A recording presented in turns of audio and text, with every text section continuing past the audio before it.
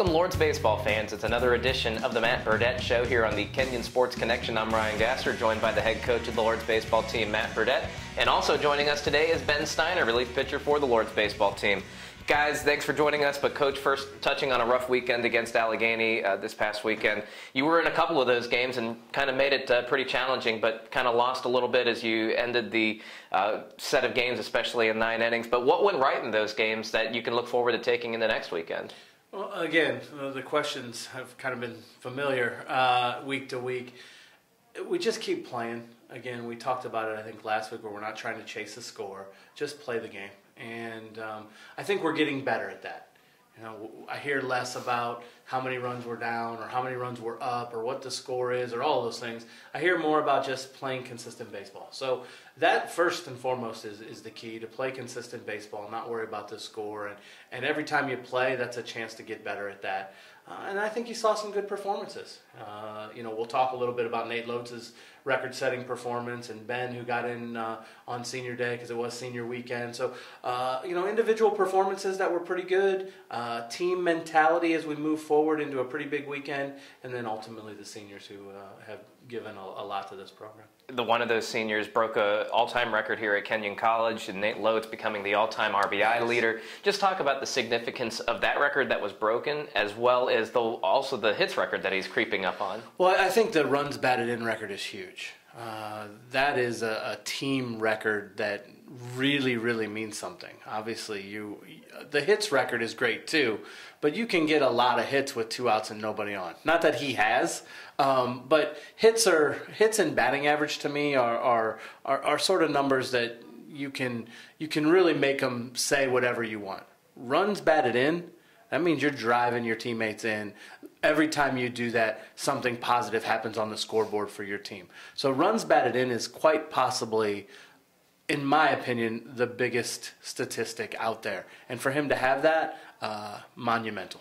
Very monumental. Hopefully he'll become the Pete Rose of Kenyon College here in the next upcoming week or we hope so. But Ben, you've also had a chance to showcase your arm on senior day. You tossed a flawless 9th inning, including a strikeout. So how special was it for you to enjoy that moment with friends, family, and teammates? Oh, I mean, it was really great. I don't think it really hit me until I was walking off after the inning, walking back to the dugout. Until then, it was just another game, warming up, going in the game, doing my thing, getting ahead, throwing off speed, throwing strikes. And then as I was starting to walk off, it kind of hit me. I kind of realized, like, this is going to be it for me. You know, I'm walking off the field for the last time. My teammates kind of came to me. It was a really poignant moment. Well, talking more on an uplifting topic, it's the off-topic topic, actually.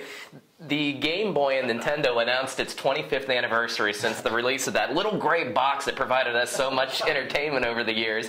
And it prompted us to not only feel a little bit older, but also think back on our old video gaming days. So we wanted to ask you guys, what was your console of choice growing up and your game of choice growing up, or perhaps is it even more in the present?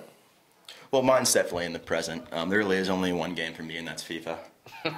Chelsea, actually, today is a big game. Atletico Madrid, 2:45. Hope we all watch it. Absolutely. My heart will be there. Yeah, Coach is a huge Chelsea fan, as he's told me. But yeah, it's one of the things I enjoy doing sometimes in free time, playing some FIFA. Well, I'm not a gamer, you know, as you would probably define people who are vidiots, I think we call them in my day. But I'm old school. I mean, 25 years, the anniversary for the Game Boy.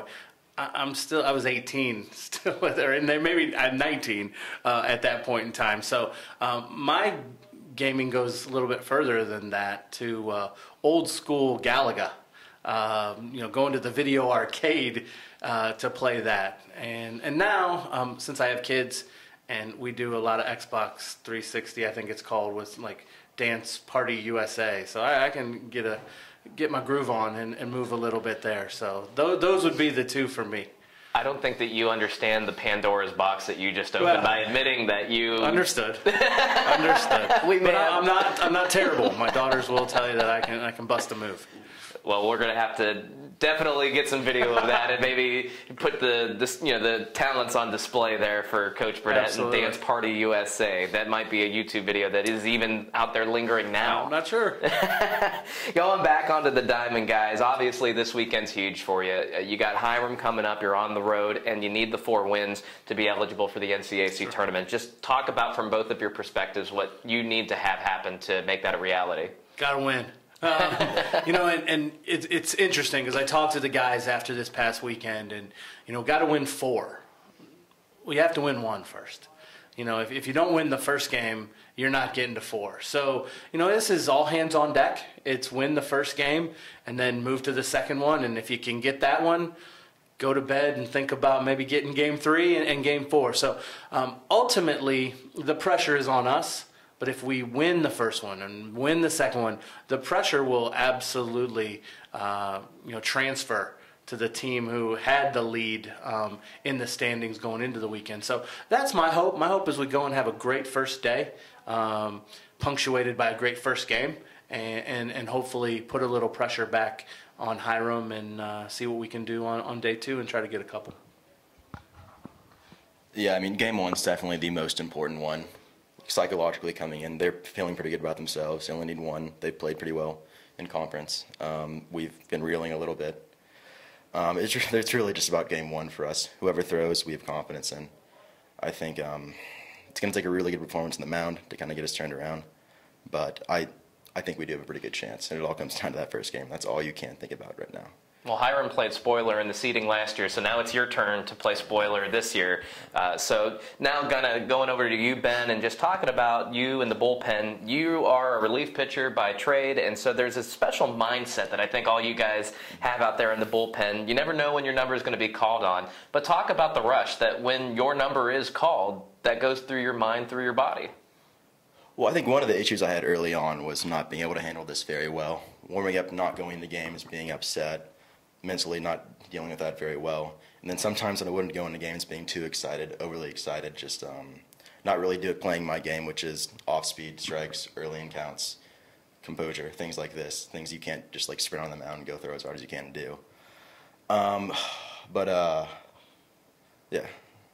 Well, talk about the things that make you Ben Steiner, the things that make you good. Is it a particular pitch? Is it a pickoff move? Is it a mind game that you manipulate pretty well? What is it?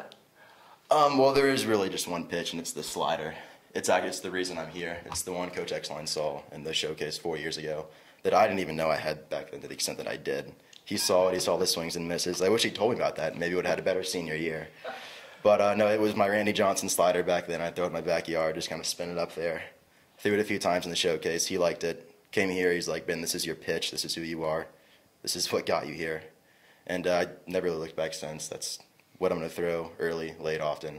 And it's like, it's my pitch. That's all I got, Well, you may not be able to look back, but you can look forward. And so in about a month, you'll be graduating, Ben, and want to congratulate you first on that. But also I want to ask you, what's in store for you after Kenyon and after baseball? I've actually been accepted to a teaching agency for South Korea.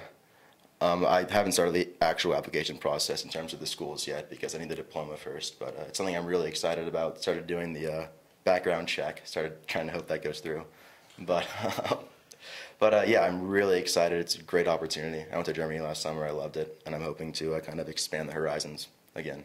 And expanding the Kenyon network, we congratulate you again and hope that you have a successful time over there in South Korea. And for everybody out there in Kenyon Lords baseball fandom land, we just want to wish everybody to come out and either go to Hiram to cheer on the Lords, or if you're unable to make the trip, definitely follow along on live stats. You can find those on our athletic website, athletics.kenyon.edu.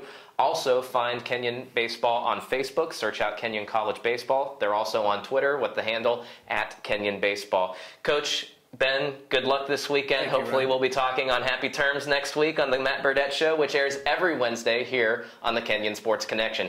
So for head coach Matt Burdette, Ben Steiner, I'm Ryan Gasser with the Kenyon Sports Connection. Thanks once again for joining us, and go Lords.